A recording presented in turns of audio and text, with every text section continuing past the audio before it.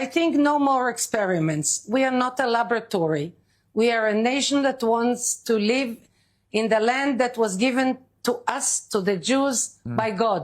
But this you is actually, what you but, want. but the Arabs, the Gazans don't want it. Yeah, but so I don't want to be an experiment, a laboratory with experiments on the Jewish people. No, so you've made it clear. You think it will be... I answer you very... I want to tell you, what is your private name? Sorry, I don't know what I'm talking about, too. My name? What is your name? I want to address you. My name is Piers Morgan, yeah. Morgan? Can I address you Morgan? You can call me what you like. My name is Piers Morgan. Piers? Piers, help me. Piers, what? Well, I want to address you normally as two people who speak. Call me Piers, so it's Piers fine. Morgan, this call me is what Piers. my...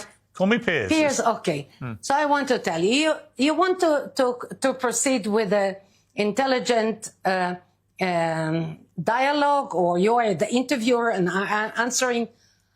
Let's continue. But if you want to repeat this experiment of putting Gazans in Israel, the answer is simple. It will never be. Yeah, I heard you. I just wonder. So much. Okay. I just wonder. Okay. Hang on. I just want to give you a question. I just wonder. Obviously, you're outraged by the idea of Palestinian people taking the place of Israelis in Israel, and I understand that. But what gives you the right to then tell Palestinian people, innocent people, children, who've had nothing to do with Hamas, what gives you the right to uproot... Well, let me finish.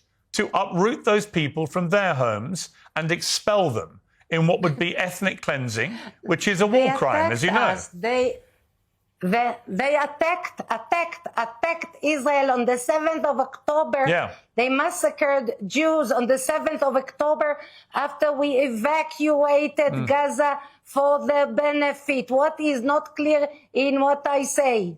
Well, what is not clear is that you have also, in going after Hamas in Gaza, massacred between 70 and 100,000 Palestinians.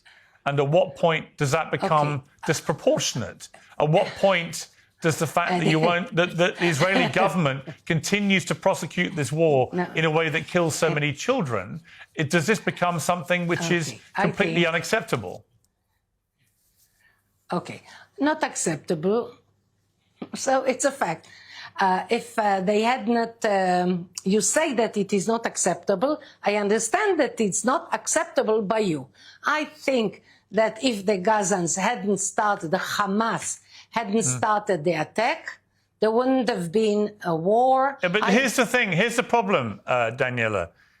You have no right, Israel has no right to just take Gaza, to just take the West Bank, to expel we didn't take Gaza. To expel 8-9 million Palestinians. You have no right to do this. You have had no right to occupy Gaza for the last God knows how long. Where do you think you have this right to do all this?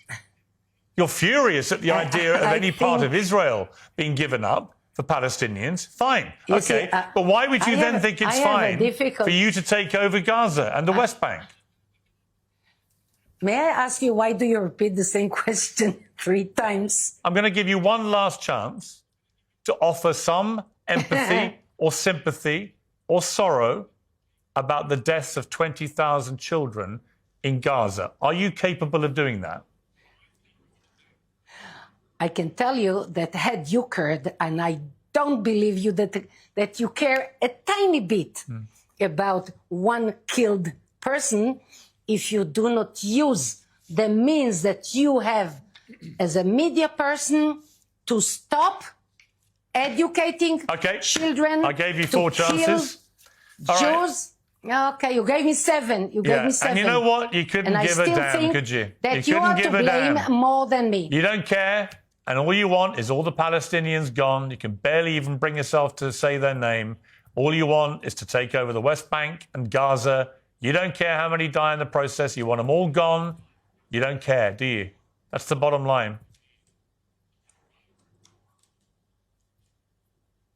As you said, the audience will judge. Yeah, they will. Matthew, you were sitting here with me watching that interview. Your thoughts? Well, I thought it was a very illuminating interview and the kind of smiling maternal face of religious fundamentalism in Israel. You asked many times what gave her the right to ship out Palestinians from Gaza and the West Bank. She gave a whole range of answers, but the key one was early in the interview when she said she had a divine right. She believes that that area is promised to the Jews by God. And because of that, and the fact that she believes she has the absolute truth, she feels that anything is justified in meeting that aspiration. You just interviewed a terrorist, and she's one of the most vicious terrorists of my lifetime. These settlers are lunatic religious fundamentalists that believe in murdering Palestinians for God. It's an absurd interpretation of any religious document. The overwhelming majority of Jews, by the way, do not agree with them. They don't think that you have to murder Palestinians for God. And so when you asked her that last question, it was actually very interesting what her answer was. You said, do you mind 20,000 children being killed? And she said, as long as they're teaching their children to hate Jews, she seemed to be justifying that we have to kill their children. So think about the absurd logic of that. Since they teach them to hate us, we murdered their children. Gee, I wonder why they hate you. Like, the fact that she can't even see that shows you how painfully stupid this terrorist is. So I'm done. You guys are way too polite to Israel. Israel is a terrorist state. I'm not interested in it. I'm not interested in supporting it. I'm not interested in having them steal more Arab land. And I said to you, Piers, a long time ago, that this was never about self-defense. This was about taking Gaza. Well, I was right. I've been proven right by Netanyahu and their terrorist government. I called them terrorists, and I said that they would kill more civilians than Hamas. Are you kidding me? They've now, get a load of this fact. Hamas killed 815 civilians on October 7th. Terrible. We've all condemned it 1,000 times. Now, Israel has killed 870 Palestinians under the age of 1. They have killed more Palestinian babies than Hamas killed civilians on October 7th. And every time it's a justification. No, we talked to God. God told us to steal Arab land. God told us to murder Arab children. What kind of sick state is this? When I saw her smiling, like you said, and smirking, now when I see a lot of these Israeli leaders, I feel like I'm looking at Germans telling us, no, it's okay. We can do this to the Jews. There's going to be no consequences.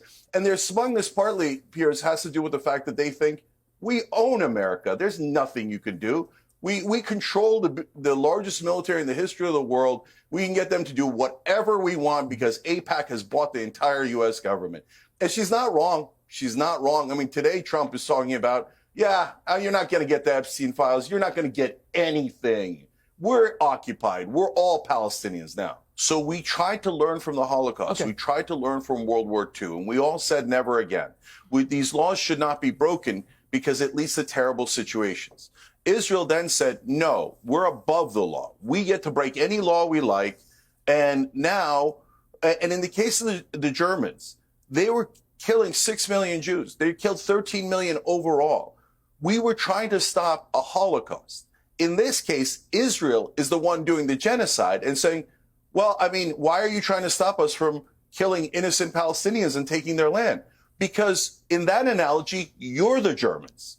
So the Palestinians I'm the German? Those innocent children didn't do anything, dude. Did you call me a Nazi? You are. If you're supporting Israel, you think you own everything. Go ahead, you don't own everything, Rabbi Shmuley. You don't own the American government. You don't own the American people. By the way, when is America going to get its $300 billion back? We gave it to a bunch of criminals to murder children.